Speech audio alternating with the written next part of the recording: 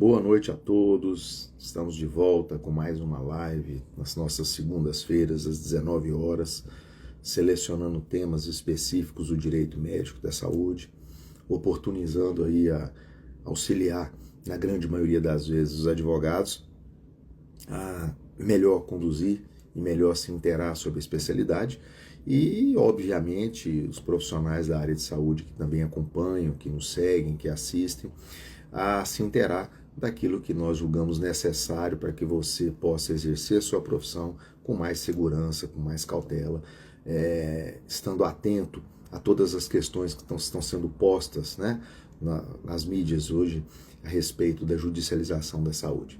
E o tema de hoje não podia ser diferente, diz respeito ao desgaste, né, dessas judicializações. Essas judicializações longas, né, que demandam um extremo desgaste, por que elas são longas? Por que acontece desse jeito?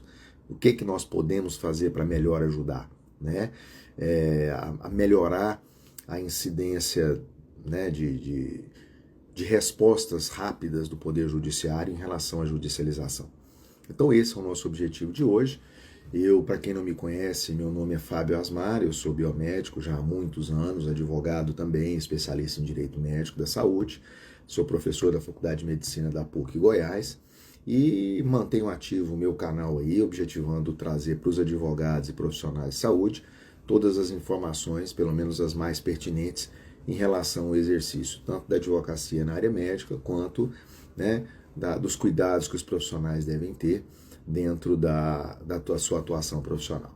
E a pergunta que a grande maioria faz é: por que os processos na área de saúde são tão cansativos, são longos?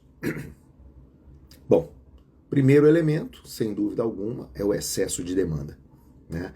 A área de saúde, como nós já informamos por diversas vezes, tanto em lives quanto nos nossos posts, ela vem assumindo proporções muito grandes. Então, o aumento da demanda, ele vem ocasionando uma ocupação muito grande do Poder Judiciário com essas demandas, né?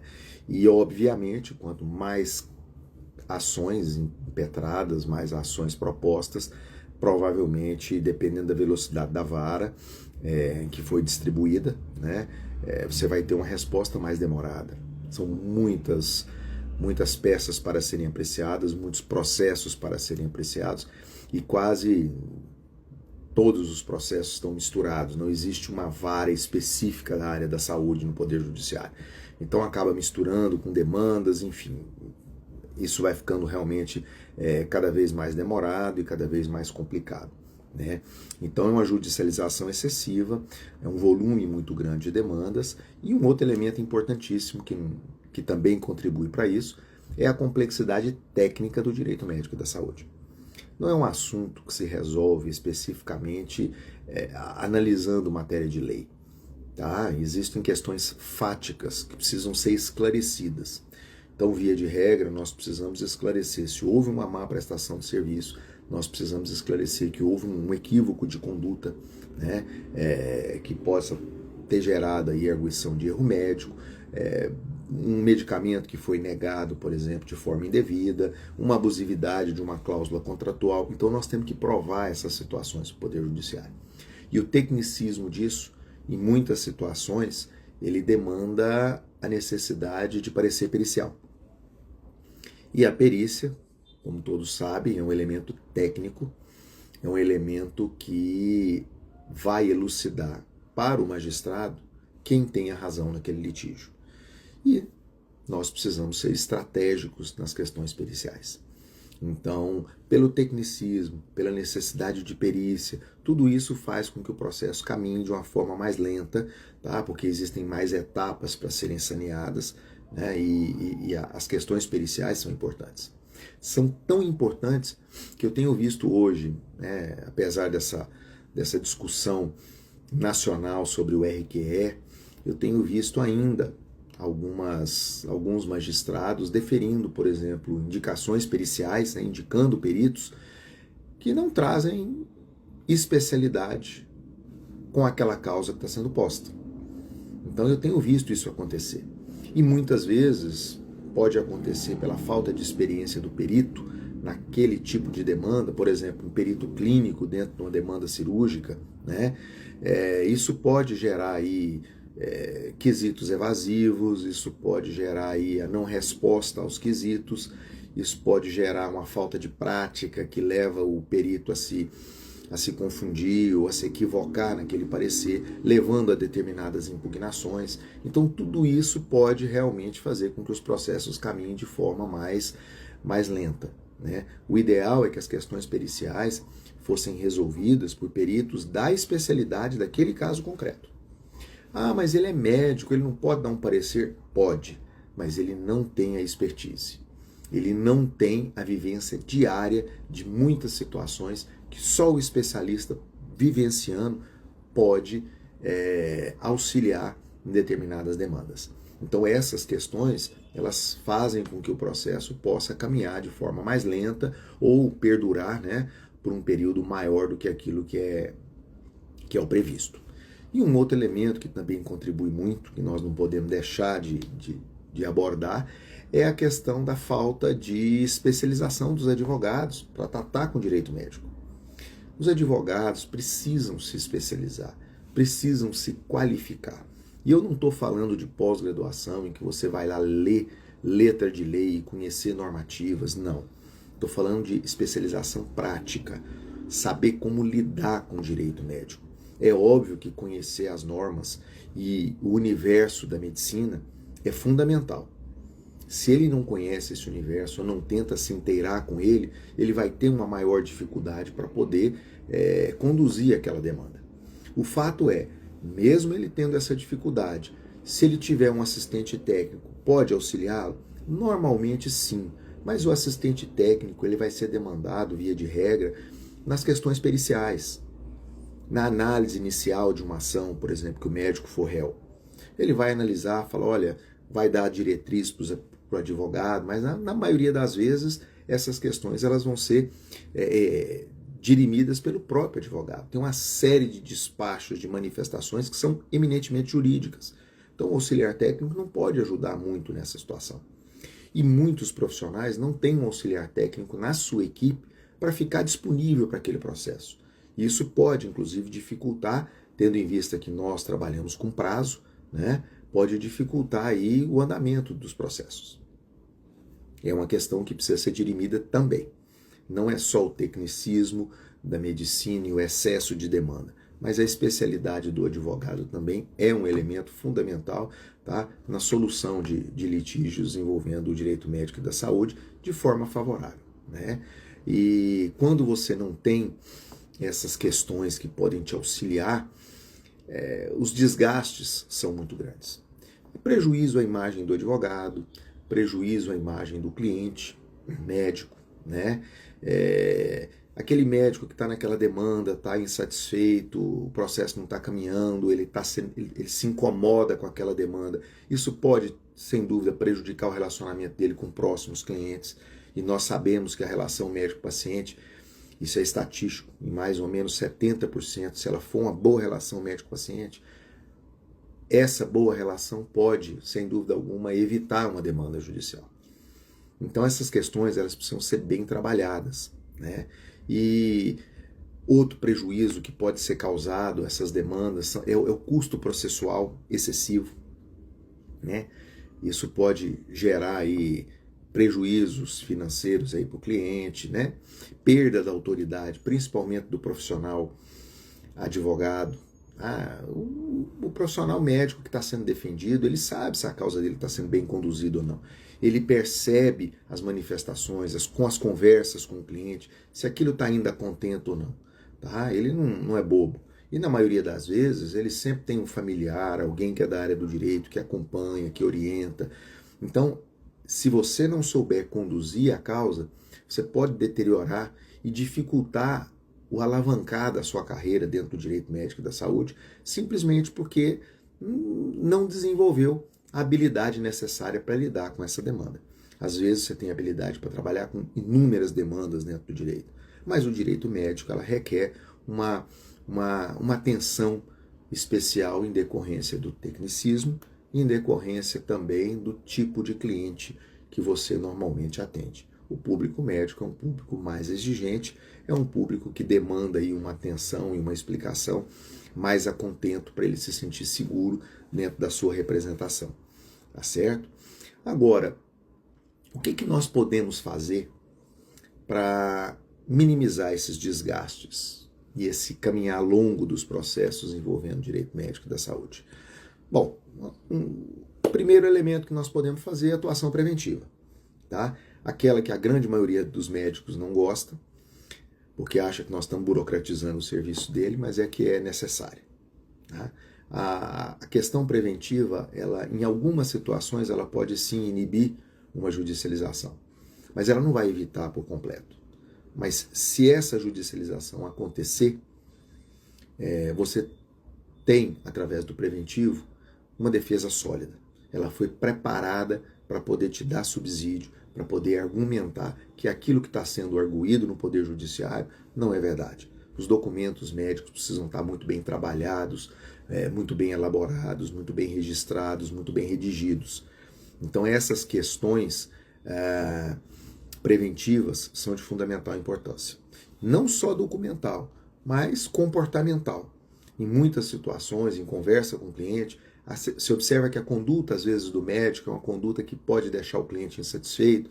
Então a gente costuma trabalhar, inclusive, essas questões para que alguns mal-entendidos não aconteçam. E nem desgastes, obviamente, por consequência, né? Uma outra questão que nós podemos usar aí como uma ferramenta importante para minimizar esses desgastes é saber usar as medidas extrajudiciais, tá? Saber fazer uma notificação extrajudicial. Às vezes essa notificação ela é o suficiente para resolver a demanda sem a participação do Poder Judiciário, tá? Às vezes ela resolve com um acordo extrajudicial. Um acordo celebrado, pode ser levado a juízo depois para homologação, sem prejuízo nenhum das partes, sem divulgação, sem mídia, sem absolutamente nada. Então o acordo extrajudicial ele é um elemento importante. E ele não precisa acontecer obrigatoriamente antes da judicialização. Em determinadas demandas, para não se deixar o processo arrastar, chegar até o final, existe a possibilidade de se avaliar acordo extrajudicial, sim, tá? Em algumas circunstâncias, ela é uma ferramenta importantíssima. Então, basta ter bom senso e basta saber orientar e saber argumentar, né, para que as partes entendam que um bom acordo ele é melhor que uma demanda longa e exaustiva. Tá? Mesmo que o acordo não seja dos melhores, mas quase sempre ele resolve essas questões e as partes costumam sair satisfeitas dentro daquelas questões. Tá? O profissional não é demandado, ou se for demandado o processo encerra, o cliente acaba recebendo aí a indenização, seja lá aquilo que ele estiver solicitando, né, no Poder Judiciário, de uma forma diminuída, mas pelo menos mais a contento, num tempo mais rápido. Então, essas ferramentas extrajudiciais, principalmente o acordo, ele é um elemento que o advogado tem que saber trabalhar com ele. Isso é importante, né? E como nós tínhamos comentado, as questões periciais, é fundamental que uma perícia seja muito bem instruída. Não basta só o perito especialista fazer o papel dele. Nós, advogados, vamos ter que, junto com o assistente técnico, trabalhar os quesitos. E esses quesitos bem trabalhados podem, sem dúvida alguma, fazer com que a causa ande um pouco mais rápida. Perícias ruins, perícias evasivas, perícias que não foram feitas por profissionais que muitas vezes dão parecer que fogem até da realidade, né, do exercício da medicina, elas são passíveis de impugnação. Novo pedido pericial, nova apresentação de quesitos, novos prazos para as partes manifestarem. Isso tudo demanda tempo e demanda desgaste. Tá? Então, quando a gente consegue melhor orientar o nosso cliente a respeito de tudo que acontece, estar ali diante de um perito e orientar aqueles quesitos, porque as respostas sejam de acordo com aquelas teses que foram levantadas, tudo isso pode ajudar substancialmente o andamento de uma causa, o andamento de uma demanda judicial. Tá? Nós precisamos ser consultores, nós precisamos ser estratégicos. Esse é o papel da advocacia no direito médico. Tá? Nós temos que estar disponível para o nosso cliente, melhor orientar, melhor organizar a parte preventiva e, caso aconteça uma judicialização ou um acordo extrajudicial sem judicialização, alguma notificação, nós temos que ser estratégicos para dirimir aquele problema, minimizando os prejuízos. Tá? Essas questões elas são importantíssimas e só o advogado expert, perito, né, o advogado com tarimba e com conhecimento técnico na área da medicina é que pode discorrer e melhor orientar o seu cliente. E por essa questão, né, isso é o que vai diferenciar realmente a advocacia do generalista, né, do especialista do generalista, e é basicamente baseado em todas essas questões é que nós desenvolvemos aí a nossa mentoria, né, individual para aqueles advogados que querem adquirir essa prática da advocacia médica, tá? Sem juridiquês, sem dificuldade de ficar lendo normas, enfim. E no ponto nevrálgico de todas as questões que vão ser colocadas na nossa mentoria. Nossa mentoria é uma mentoria com 8 encontros, todos os encontros são fundamentais e nós abordamos encontros específicos para perícia, encontros específicos para questões de audiência, para petições iniciais, enfim, justamente para que esse advogado não se sinta inseguro na hora de poder captar o cliente, orientar o cliente e comandar aquela demanda. Isso aí para nós é de fundamental importância e é por isso que nós desenvolvemos essa mentoria. São encontros individuais, como já foi dito, e com atividade prática, com discussão de casos, inclusive, tá? Com exercícios onde nós vamos estar trabalhando aí essas questões periciais, as questões de raciocínio clínico e lógico e orientações, né, periciais, acordo extrajudicial. Então, é um curso voltado para a parte prática, não teórica, prática da advocacia, tá? E aqueles que já são alunos nossos já relatam que conseguem captar, criar uma autoridade melhor dentro dos seus clientes, simplesmente com poucos desses nossos encontros. Então esse é o nosso objetivo. Então a gente está sempre discutindo direito médico e da saúde, a gente está sempre trabalhando e passando informações, inclusive atualizações de situações que vêm acontecendo, né? E elas são parte obrigatoriamente da nossa formação, da nossa atuação, e não é diferente, tem que fazer parte da nossa mentoria, tá? Então, se você quer aprender a atuar de forma estratégica, evitar processos intermináveis, a minha mentoria já está com vagas abertas, né? E temos algumas vagas aí já ociosas, né? E se você se interessar, é só nos seguir, nos marcar, mande a sua dúvida, mande as suas perguntas, que nós vamos esclarecê-las com o maior prazer e maior satisfação. Esse é o nosso maior objetivo, é poder atuar com estratégia e com um diferencial dentro dessa advocacia. E dentro de todos os conhecimentos que acumulei como biomédico, formado há 30 anos que sou, e advogado que atua em direito médico há mais de 12 anos, né, e como professor universitário que sou, nós juntamos toda essa bagagem e estamos proporcionando a você, advogado, um impulso prático nessa advocacia que precisa realmente de advogados que queiram, de fato, ser o diferencial dentro dessa especialidade. Salvem essa live, compartilhe com os colegas, deixe dúvidas nos comentários, né? Acesse o link da bio para conhecer sobre a mentoria, vai ser um prazer auxiliar a todos vocês. Mais uma vez, agradeço a todos aí pelo dia de hoje, pela paciência, né? E desejo uma boa semana e até a próxima semana com mais um conteúdo. Um grande abraço, boa noite, bom descanso.